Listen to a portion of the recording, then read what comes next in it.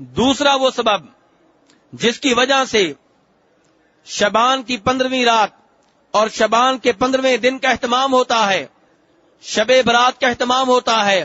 وہ احادیث ہیں جو روایت کی جاتی ہیں۔ اب ہم نے میرے بھائیوں ان چند ایک احادیث کا جائزہ لینا ہے، دیکھنا یہ ہے کہ کیا یہ قابل اعتماد ہیں، کیا یہ صحیح اور مستند روایات ہیں، یا ایسی روایات ہیں جو جناب رسول اکرم صلی اللہ علیہ وسلم کی طرف جھوٹ بول کر منسوب کر دی گئی ہیں۔ اور یہاں پہ ہم نے یہ نہیں بھولنا کہ نبی صلی اللہ علیہ وسلم فرماتے ہیں من کذب علی متعمدا فلیتبوأ مقعدہ من النار، کہ جو میرے اوپر جان بوجھ کے جھوٹ بولے اس کا ٹھکانہ جہنم کی آگ ہے۔ یہ وہ حدیث ہے جس نے محدثین کو اس بات پہ مجبور کر دیا کہ وہ ایک ایک حدیث کو چیک کریں، ایک ایک حدیث کا جائزہ لیں، ایک ایک حدیث کو بیان کرنے والے افراد اور علماء کا جائزہ لیں کہ ان کا اپنا معیار کیا تھا، کیا وہ سچ بولنے والے لوگ تھے یا ان میں سے کوئی ایسے بھی تھے جو جھوٹ بولا کرتے تھے، یا ان کا حافظہ کمزور تھا، یا انہیں غلطی لگ جایا کرتی تھی۔ اگر علماء کرام کو کوئی ایک بھی ایسی حدیث مل گئی جس کے بیان کرنے والوں میں کوئی ایک ایسا عالم دین ہے جس کا حافظہ کمزور تھا یا جس کے بارے میں یہ مشہور ہے کہ وہ جھوٹ بول لیا کرتا تھا، علماء کرام نے اس کی حدیث کو ریجیکٹ کر دیا اور کہہ دیا یہ ضعیف ہے، یہ من گڑت ہے، ہم اسے نہیں مانیں گے، کیونکہ نبی صلی اللہ علیہ وسلم کی طرف ہم نے صرف وہ بات منسوب کرنی ہے جس بات کے بارے میں کوئی شک و شبہ نہ ہو۔ تو میرے بھائیوں، شعبان کی 15ویں رات اور شعبان کے دن کے بارے میں، شعبان کے 15ویں دن کے بارے میں جو روایات ذکر کی جاتی ہیں ان میں سے ایک روایت وہ ہے جسے جناب عائشہ رضی اللہ عنہا روایت کرتی ہیں۔ فرماتی ہیں کہ ایک رات میں نے نبی صلی اللہ علیہ وسلم کو گھر میں نہ پایا، میں آپ کی تلاش میں نکلی تو دیکھا کہ آپ بقیع قبرستان میں ہیں اور آپ نے اپنے سر کو آسمانوں کی طرف اٹھایا ہوا ہے۔ مجھے دیکھا تو کہا عائشہ کیا تم اس بات سے ڈرتی ہو کہ اللہ اور اللہ کے رسول تمہارے اوپر ظلم کریں گے؟ تو جناب عائشہ کہنے لگیں میں نے یہ سوچا تھا کہ شاید آپ مجھے چھوڑ کے اپنی کسی اور بیگم کے پاس جا چکے ہیں۔ تو نبی صلی اللہ علیہ وسلم نے اس وقت فرمایا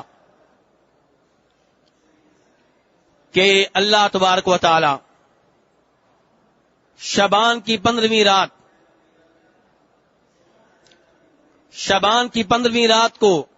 آسمان دنیا پہ نزول فرماتے ہیں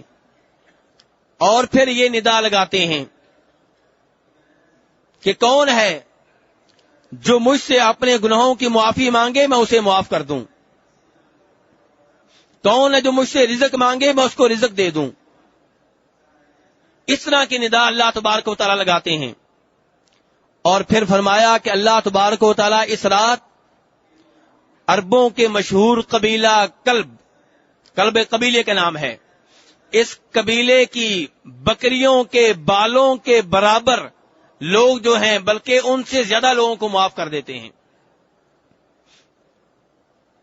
یہ روایت جناب عائشہ بیان کر رہی ہیں رسول اکرم صلی اللہ علیہ وسلم سے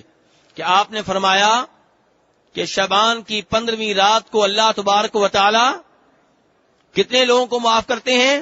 فرمایا قبیلہ کلب کی بکریوں کے بالوں کی تعداد سے زیادہ لوگوں کو معاف کر دیتے ہیں، یعنی کہ اس قبیلے کی جتنی بکریاں ہیں، ان بکریوں کے جتنے بال ہیں، ان بالوں سے زیادہ لوگوں کے اللہ تبارک و تعالی مغفرت فرماتے ہیں شعبان کی 15ویں رات کو۔ یہ وہ روایت ہے جسے بیان کیا امام ترمذی رحمہ اللہ نے، اور آپ جانتے ہیں امام ترمذی ایک مشہور و معروف محدث ہیں، مشہور و معروف امام ہیں جن کی کتاب سنن ترمذی ہے۔ وہ فرماتے ہیں کہ میں نے اس حدیث کے بارے میں اپنے استاد امام بخاری سے پوچھا کہ یہ حدیث کیسی ہے، اس حدیث کے بارے میں آپ کا کیا موقف ہے؟ تو امام بخاری فرمانے لگے کہ ترمذی یہ حدیث ضعیف ہے، یہ حدیث ضعیف ہے، کیا مطلب؟ ناقابل اعتماد ہے، یہ مستند روایت نہیں ہے. اور وجہ یہ بیان فرمائی کہ اس حدیث کو بیان کرنے والوں میں ایک آدمی ہے جس کا نام ہے حجاج ابن ارطا. وہ اس حدیث کو بیان کرتا ہے یحییٰ ابن ابی کثیر سے، جبکہ یحییٰ ابن ابی کثیر اور حجاج ابن ارطا کی کبھی آپس میں ملاقات ہی نہیں ہوئی. جب آپس میں ملاقات نہیں ہوئی، ایک دوسرے سے احادیث سننے سنانے کا موقع نہیں ملا،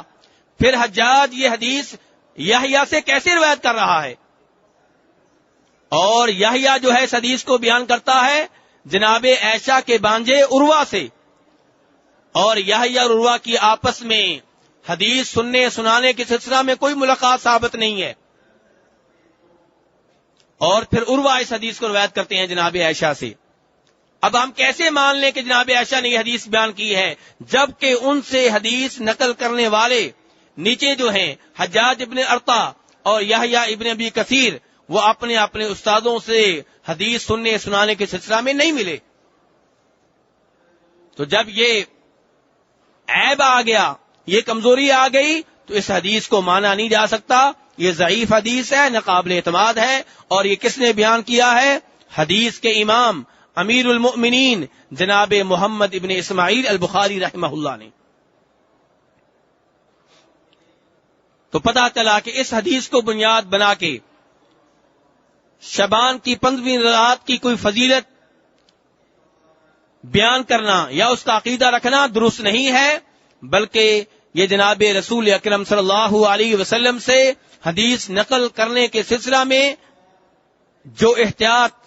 روا رکھنی چاہیے اس سے ہٹنے کے مترادف ہے.